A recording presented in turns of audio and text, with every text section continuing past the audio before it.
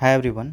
यहाँ पे हम लोग रिवाइज करेंगे magnetic effect of current and magnetism का एक इंपॉर्टेंट टॉपिक है एटॉमिक मैग्नेटिज्म। तो एटॉमिक मैग्नेटिज्म क्या होता है? ये होता है magnetic properties associated with an electron inside the atom due to its motion in respective orbits. ठीक है, यहाँ पे हमें जब ये एक सर्कुलर ऑर्बिट में मोशन कर रहा है तो हम यहाँ पे तीन चीज़ देखते हैं। एक साइकिल को कंप्लीट करने में जो टाइम लगता है उसे बोला जाता है टाइम पीरियड, और यहाँ पे टाइम पीरियड का फॉर्मूला होता है 2πr/v।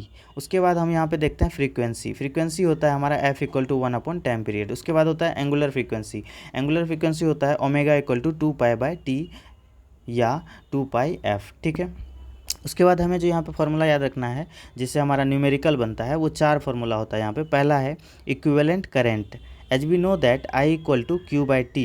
तो हमारा जो यहाँ पे चार्ज है वो क्या है? E। तो E है तो हमारा जो यहाँ पे करंट का फार्मूला होगा वो होगा I = E/T, पहला फार्मूला। दूसरा फार्मूला EF, तीसरा फार्मूला E⍵/2π और चौथा फार्मूला हो जाएगा EV/2πr। ठीक है, उसके बाद देखिए यहाँ पे हमारा दूसरा जो हमारा न्यूमेरिकल बनता है इस टॉपिक से वो बनता है magnetic field at the centre. ये पूछा जाता है तो इसका फॉर्मूला है हमारा यहाँ पे magnetic field at the centre होता है B = μ0I/2r। ठीक है, और इसका जो हमारा यहाँ पे अगर आप यहाँ पे I का वैल्यू रखेंगे तो आपको मिलेगा B = μ0 EV/4πr²।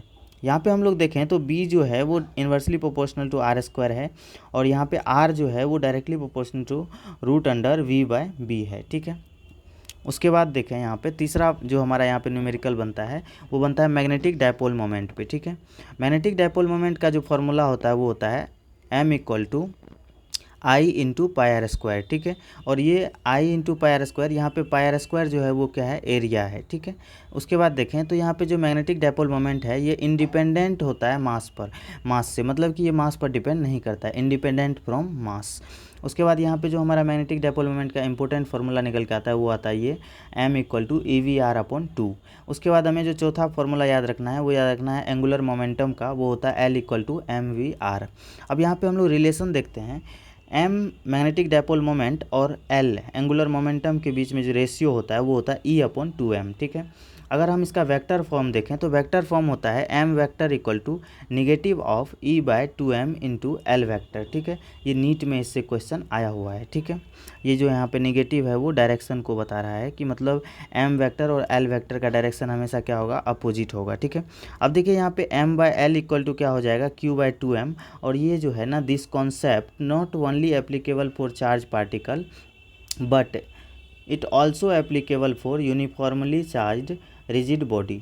ठीक है, यहाँ पे Q जो है वो चार्ज है और M मास है और कैपिटल M जो है मैग्नेटिक डायपोल मोमेंट है। ठीक है, तो थैंक यू सो मच।